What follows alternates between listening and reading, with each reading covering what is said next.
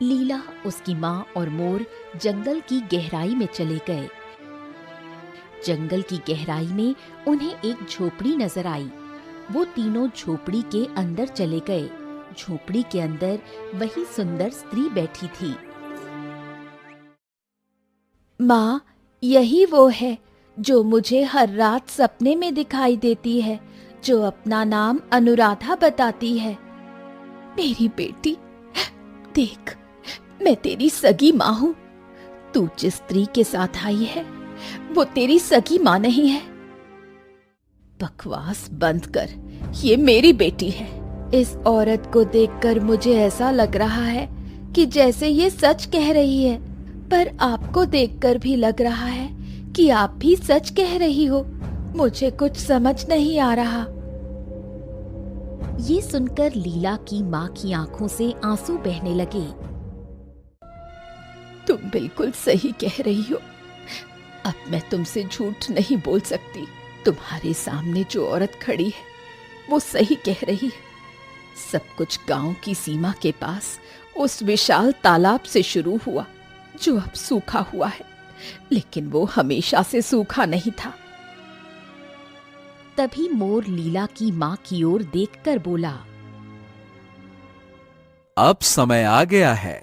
मैं कोई और नहीं बल्कि लीला का पिता हूं, जो एक साधु के श्राप के कारण वर्षों से मोर के रूप में हूं। ये कहानी तब शुरू हुई जब गांव की सीमा का तालाब सूखा हुआ नहीं था बल्कि पानी से भरा हुआ था। मेरा नाम आदित्य है।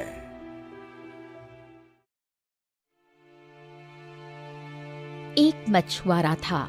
रोज की तरह वो अपना जाल लेकर तालाब के पास खड़ा हुआ था कि तभी उसके कानों में पीछे से किसी सुंदर स्त्री की आवाज पड़ी। तुम्हें रोज तालाब में मछलियां पकड़ते हुए देखती हूँ। तुम मुझे अच्छे लगते हो। आदित्य ने पीछे मुड़कर देखा तो एक सुंदर स्त्री उसके पीछे खड़ी थी। कौन हो तुम? मेरा नाम अनुराधा है और मैं एक जल परी हूँ। ये सुनकर आदित्य चौंक गया। हाँ, ये तो सच है कि तुम इस गांव की तो नहीं लगती, पर यह सच नहीं हो सकता कि तुम जल परी हो। क्या मजाक कर रही हो? मैंने सुना है कि जल परी का आधा शरीर मछली का और आधा शरीर मनुष्य जैसा होता है। देखो तो सही, तुम्हारा तो पूरा शरीर स्त्री के जैसा है। कुछ भी कहती हो। तुमने सच सुना है, लेकिन ये तब होता है जब हम जलपरियां तालाब के अंदर होती हैं। मैं इस समय तालाब के बाहर हूँ। अगर मैं सीधी अपने जलपरी रूप में तुम्हारे पास आती तो हो सकता था कि तुम डर जाते। इतना कहकर अनुराधा आदित्य के करीब आ गई। आदित्य उसकी आंखों में झांककर देखने लगा और पहली ही नजर में उससे प्रेम कर बैठा।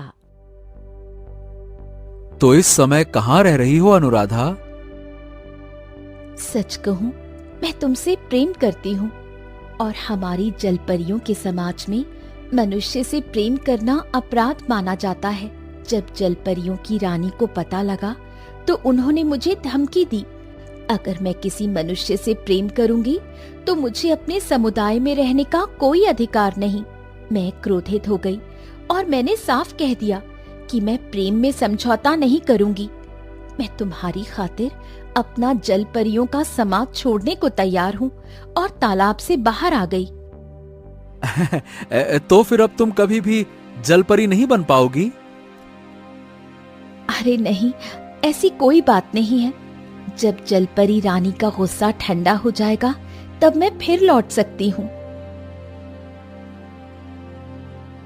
ये सुनकर आदित्य मुस्कुराने लगा। उस दिन के बाद आदित्य और अनुराधा का रोज रोज मिलना होने लगा। एक दिन अनुराधा आदित्य से बोली, हमें मिलते हुए काफी समय हो गया है। अब मुझे बताओ, विवाह कब करोगे? अनुराधा, विवाह तो मैं भी तुमसे करूंगा। रुक जाओ। इतना कहकर आदित्य ने अनुराधा की मांग में सिंदूर भर दिया। आदित्य और अनुराधा का जीवन हंसी खुशी प्रेम में बीतने लगा।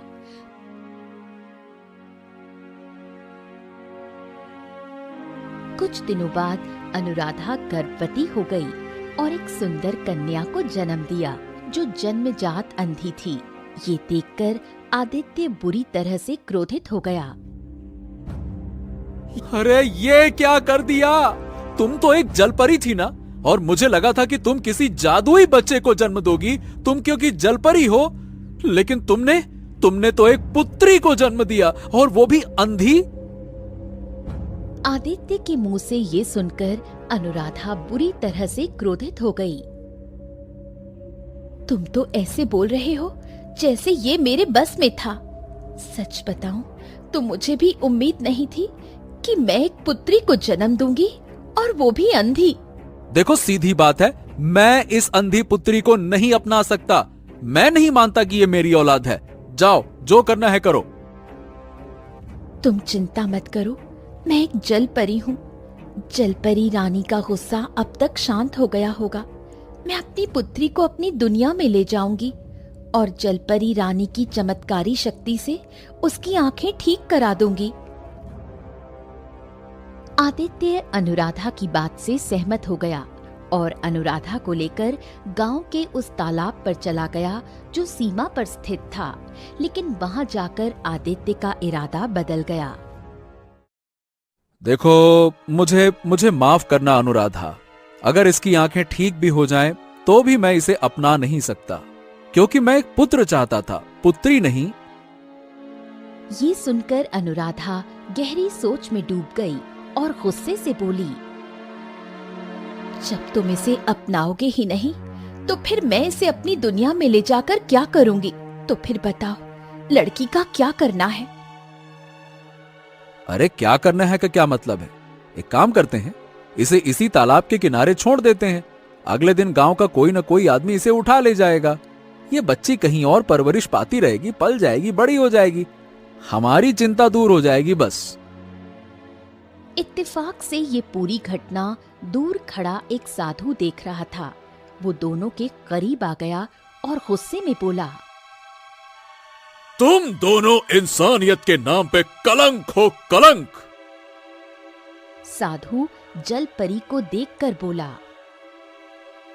ये तेरी ही पुत्री है और तुझे इसका जरा सा भी मोह नहीं है? वाह वाह वाह, कैसी माँ है तू। बड़ी विचित्र बात है, तुझे मनुष्य से प्रेम हो गया, लेकिन मनुष्य की संतान से प्रेम नहीं हो पाया।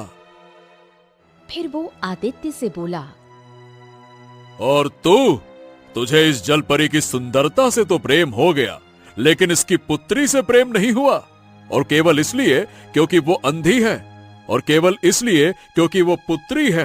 वाह वाह वाह वाह, कैसे नीच हो तुम दोनों।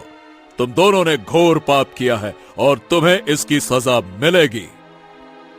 इतना कहकर साधु जलपरी की ओर देखकर बोला, मैं जानता हूं कि इस तालाब का द्वार जल परियों के संसार में खुलता है, लेकिन अब तू अपने संसार में कभी वापस नहीं जा पाएगी। तू हमेशा जंगलों में भटकती रहेगी। साधु ने इतना कहा ही था कि तालाब का पानी सूख गया। ये देखकर अनुराधा चौंक गई और रोती हुई बोली, मुझे क्षमा कर दो साधु महाराज।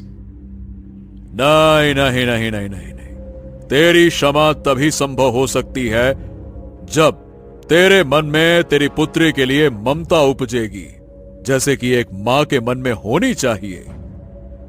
और तू तो मनुष्य होकर भी इतना घिनौना अपराध कर रहा था। तुझे मनुष्य रहने का कोई अधिकार नहीं। साधु की आंखों से रंग बिरंगी किरणें निकलीं और आदित्य एक मोर में परिवर्तित हो गया। साधु दोनों को देखता रहा। अगले ही पल अनुराधा और मोर बन चुका आदित्य वहां से गायब हो गए।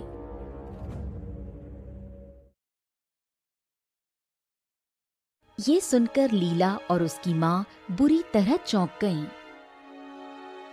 अच्छा, तो फिर तुम ही इसकी वो माँ हो? हाँ, और मैं ही आदित्य हूँ। तब से मोर बनकर भटक रहा हूं, साधु महाराज के श्राप की वजह से। तभी वहां रंग बिरंगी किरणों से वही साधु प्रकट हुआ। अब मैं तुम्हें आगे की कहानी बताता हूं कि तुम्हारे गायब होने के बाद क्या हुआ। नवजात कन्या फूट फूट कर रो रही थी। साधु ने उसकी ओर देखा और कहा, चिंता मत कर, नियति ने तेरे लिए भी कुछ सोचा होगा। तभी वहां चांदनी नाम की एक औरत आ गई, जो उस नवजात कन्या को देखकर चौंक गई। तू तो वही है ना, जो जादू करने के नाम से प्रसिद्ध है? हाँ, लेकिन ये नवजात कन्या किसकी है? अब समझ ले कि इस नवजात कन्या के अंधे होने और केवल लड़की होने के कारण इसके माता पिता ने इसे त्याग दिया। चांदनी ने नवजात कन्या को गौर से देखा और उसे गोद में उठा लिया। मुझे नहीं पता क्यों, पर इसे देखकर मेरे मन में ममता उमड़ आई है। मैं एक जादूगरनी हूँ, चाहूं तो इसकी आंखों की रोशनी वापस ला सकती हूँ, लेकिन फिर उसके बाद मैं कभी जादू नहीं कर पाऊंगी। इतना कहकर चांदनी ने अपनी आंखें बंद की और उसकी आंखों से रंग बिरंगी किरणें निकलीं, जो नवजात कन्या की आंखों में समा गई। कुछ ही देर में नवजात कन्या को दिखाई देने लगा। वाह वाह वाह वाह वाह, तुम्हारे बारे में सुना था कि तुम जादूगरनी हो, लेकिन जिस तरह से तुमने अपनी सारी शक्ति देकर इस कन्या को दृष्टि दी है, अद्भुत अद्भुत, प्रशंसनीय है ये। सुनो, यही बच्ची तुम्हारी असली संतान है। जो मनुष्य दूसरे मनुष्य के काम आए, वही असली मनुष्य है। याद रखना, एक दिन ऐसा भी आएगा जब इस पुत्री को चुनाव करना होगा। इसके सामने एक ओर इसके असली माता पिता होंगे और दूसरी ओर तुम। वो एक परीक्षा होगी।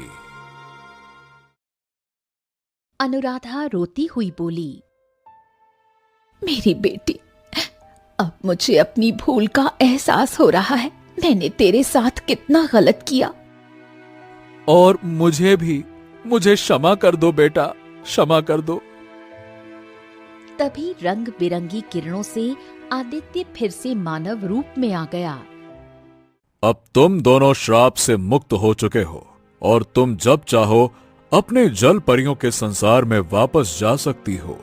जो तालाब सूख गया था, वो फिर से भर चुका है।